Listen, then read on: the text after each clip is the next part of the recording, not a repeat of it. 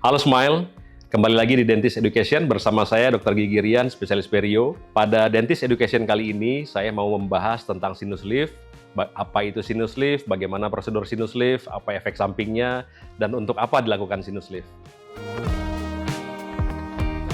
Jadi sinus lift merupakan suatu prosedur tindakan untuk menambah volume tulang. Nah, hal ini biasanya dilakukan pada pasien-pasien yang akan dilakukan pemasangan dental implan, tapi memiliki kendala yaitu tulang yang tipis dan ketinggian tulangnya tidak cukup. Makanya untuk itu kita perlu melakukan tindakan sinus lift. Tindakan ini adalah mengangkat membran sinus yang ada di pasien, kemudian kita letakkan bone graft, kemudian ditutup dengan membran, dan implannya dipasang. Nah, itu prosesnya juga nggak lama, tanpa perlu bius total atau tindakan berat lainnya. Sinus lift dan sinusitis memang mirip dari asal katanya sinus. Jadi sinus itu dia rongga sinus. Kita sendiri punya rongga sinus itu ada 6, 2 di sini, 2 di atas mata, di sini ada 4. Jadi totalnya ada 6 lokasi. Nah, yang kita akan lakukan adalah yang di atas gigi rahang atas di sini. Sinusitis sendiri adalah radang pada sinus. Nah, kalau terjadi sinusitis, tentunya sinus lift tidak bisa dilakukan. Sedangkan sinus lift adalah pengangkatan membran dari dasar sinus. Jadi ini adalah dua hal yang berbeda. Jadi sinusitis itu adalah radang pada sinus, sedangkan sinus lift adalah proses pengangkatan dasar membran sinus untuk pemakaian bone graft.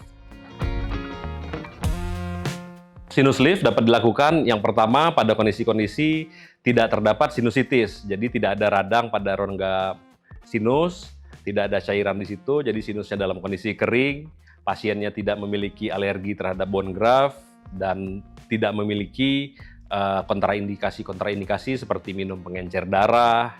Nah, kalaupun minum pengencer darah tetap bisa dilakukan, yaitu biasanya kita stop dulu pengencer darahnya sehingga tindakan sinus lift tetap dapat dilakukan. Jadi pada dasarnya hampir semua pasien dapat dilakukan tindakan sinus lift. Setelah tindakan yang dilakukan, pastinya pasien harus minum obat rutin, kemudian ada pantangan-pantangan yang nanti akan dijelaskan apa saja yang tidak boleh dilakukan setelah tindakan. Tapi secara umum, pasien dapat beraktivitas secara bebas. Jadi setelah tindakan sinus lift sih nggak ada efek-efek yang negatif ya. Boleh dikatakan hampir tidak ada efek-efek yang negatif. Yang ada efek positif, jadi tulang akan tumbuh di situ sehingga bone graft-nya akan merangsang pertumbuhan tulang dan tulangnya tumbuh di situ, implannya juga jadi kuat di situ. Jadi setelah dilakukan tindakan sinus lift, hasilnya dia permanen akan menjadi tulang. Selama dia diisi implan, ya volume tulangnya akan stay tetap seperti itu. Walaupun sangat jarang terjadi ya, beberapa literatur mengatakan ada kegagalan pembentukan tulangnya, kemudian terjadi radang di situ, tapi itu sangat jarang terjadi dan itu bisa kita hindari dengan pemakaian alat dan prosedur yang benar. Nah, itu dia beberapa penjelasan tentang perawatan dari sinus lift.